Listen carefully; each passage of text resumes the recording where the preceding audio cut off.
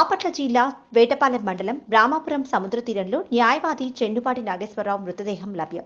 ఈ సందర్భంగా ఈపురపాలెం ఎస్ఐ జనార్దన్ మాట్లాడుతూ, ఈ రోజు ఉదయం రామాపురం సముద్ర తీరంలో ఒక మృతదేహం లభ్యమైంది. అతనికి సంబంధించిన ఆధారాలను బట్టి చీరాలలో ప్రముఖ న్యాయవాది చెండుపాటి నాగేశ్వరరావుగా గుర్తించాం. అతని కుటుంబ సభ్యులకు సమాచారం ఇచ్చాం. ఇతని మరణం గురించి విచారణ చేస్తున్నాం అని తెలిపారు.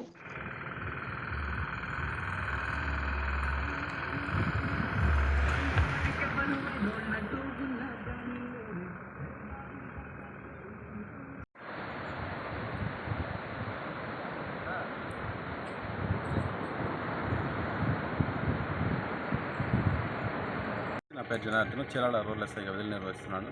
ఈరోజు ఉదయం 6:30 ఆ టైంలో 100 డైల్ కాల్ వచ్చింది.